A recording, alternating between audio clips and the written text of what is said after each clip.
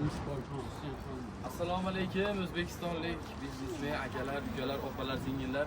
Sizlar ham bizga o'xshab Xitoyga kelmoqchi bo'lsanglar, pastda nomer qoldiramiz, aloqaga chiqaverasizlar. Video davomida shu bozorlarni qisqacha ko'rsatamiz. Manfaatli bo'ladi degan umiddamiz. Tek.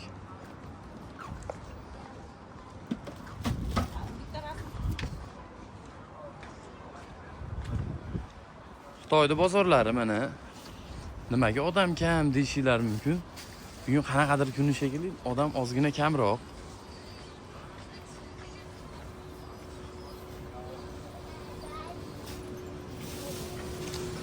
Bu tashqaridagilar Xitoyda o'zini mahalliy xalqqa oladigan narsalar ko'proq odatda.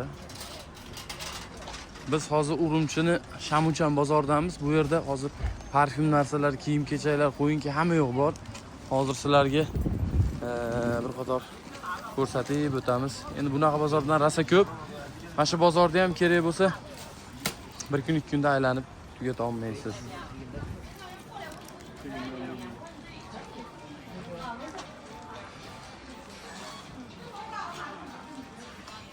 Ketdik.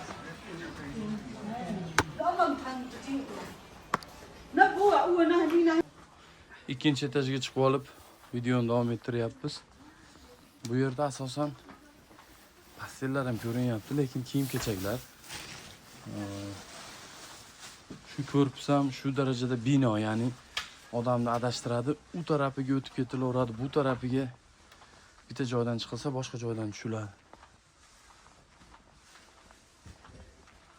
Bu yerlarda kiyim-kechaklar ekan. Tashqariga olib chiqib qo'yilgan narsalar odatda rasprodajiroq hisoblanadi.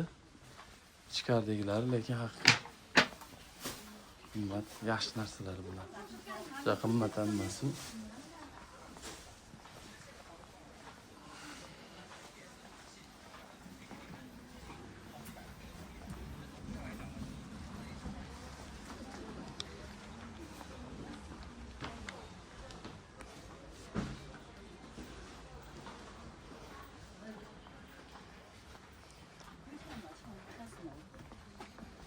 Ko'raverasizlar.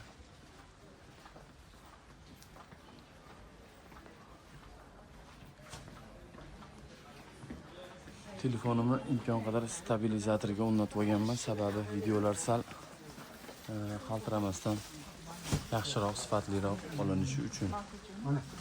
Bu tomonlarda ham, mana shu tomonlarda ham bitta qo'to.